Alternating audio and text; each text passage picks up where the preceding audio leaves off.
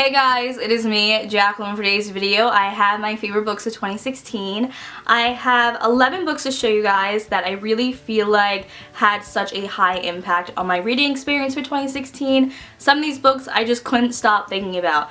Others I feel like are a little bit more popular, while some I feel like need to be talked about more. In general, I love all of these books and I can't wait to show you guys which ones were my favorite for 2016. So let's get started. The first two books I have are written by the same author, and these two books, after I finished them, made me realize how much I love this author and how she is actually one of my all-time favorite authors now, and that is Amy Harman. The two books I have are The Law of Moses and A Different Blue.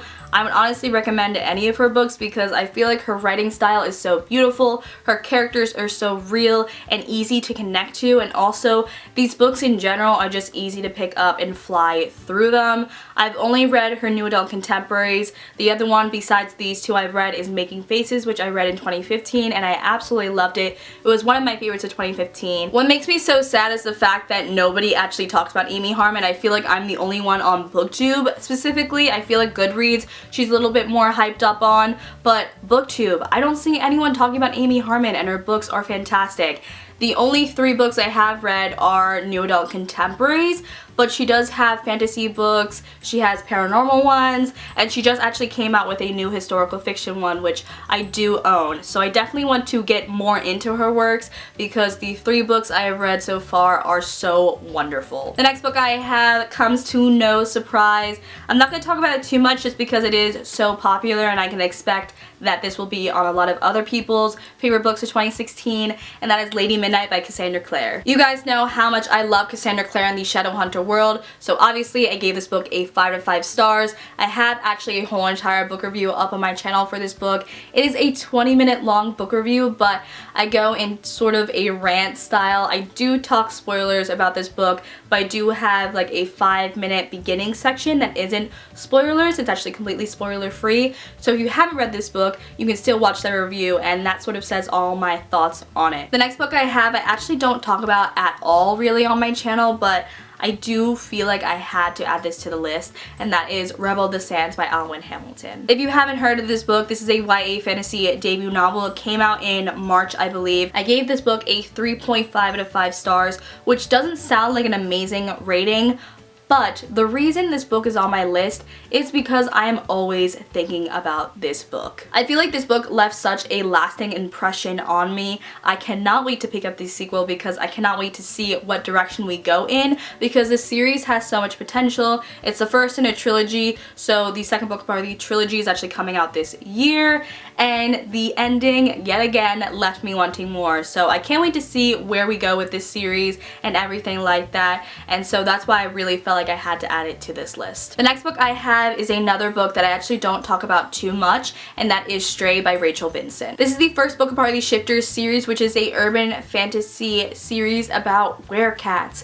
It sounds interesting because it is. This year I not only read the first book part of the series, I actually read the second and the third. I think I paused on the fourth, or maybe I didn't finish the third, but I read some of the books a part of the series. I didn't finish it, and I think in 2017 I want to reread the books and then completely finish the series and maybe post a non-spoilery book review for the entire series, because in general it is such a compelling series. I find it to be very addictive and easy to read. I love sort of knowing what happens next with these characters, and I just entirely find it so entertaining. The next book I have is another one of those books that is extremely popular. I feel like I always talk about this book because I love it, and that is The Star Touch Queen by Roshani Chachki. Yet again, I'm always raving about this book.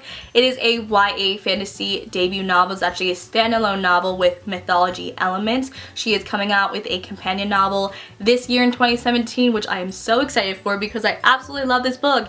It is so breathtaking and beautiful. I honestly have nothing else to say because I feel like I am always talking about this book. The next book I have is Born Sinner by S.L. Jennings. This is a new adult paranormal fantasy book that just came out this year. It's the first book a part of the Seven Sinners series, but I don't really know exactly how many books are a part of that series. I gave this a 4 out of 5 stars, and I actually do have a book review up on my channel. I'll leave that on the screen. This isn't something I read a lot. I don't really read a lot of like new adult paranormal romance books, but this one I really enjoyed, and I love the whole idea of 7 sinners and how it sort of came about, and I cannot wait for the sequel. I yet again have said this so many times, but this book left me wanting more, left on a cliffhanger, and I think the sequel is actually coming out soon, which I cannot wait for because this book was so good! The next book I have is The Hating Game, which is by Sally Thorne. I really enjoyed this book. I gave it a 4.25.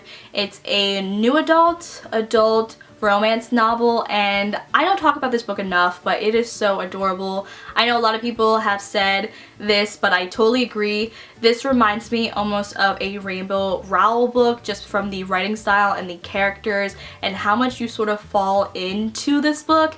I wasn't expecting to love it as much as I did. I sort of picked it up on a whim because I saw it was like mentioned on Goodreads one time, and I was like, that sounds really cute. You know, these two people that work in an office and sort of have this like love-hate relationship. It flew by for me, and I would definitely recommend it if you do like Rainbow Rowell, because yet again, this does remind me a little bit of her work. The next book I have is The Forbidden Wish, which is by Jessica Corey. I read this pretty early in 2016. I think it was released in February, and it is a reimagining of Aladdin. It's a YA fantasy standalone book, and my favorite thing about this novel was our main character. Our main character is Zahara, who is one of the most powerful genies of all. It was just such a pleasant experience getting to really follow her perspective and everything like that, getting to know her as a character. She's become one of my all-time favorite female characters, and I would just highly recommend to pick up this book just for Zahara. But I loved also the fact this was a reimagining of Aladdin, which is one of my favorite stories ever, and even though it had sort of the original backbone, there were these little finer details like Zahara which made this book entirely unique. So if you haven't picked this up, I would highly recommend it. The next book I have is A Court of Mist and Fury by Sarah J Maas. Are we even surprised at the fact this book is on my favorites list? Because honestly, y'all know how much I loved this book. I cannot wait for the sequel because my heart just can't handle it anymore. The weight, it's killing me. The last book I have is The Winner's Kiss, which is by Marie Rudkowski. This is the final book, a part of the Winner's Curse trilogy by Marie Rudkowski, which is one of my all-time favorite trilogies, so obviously I had to put this on the list.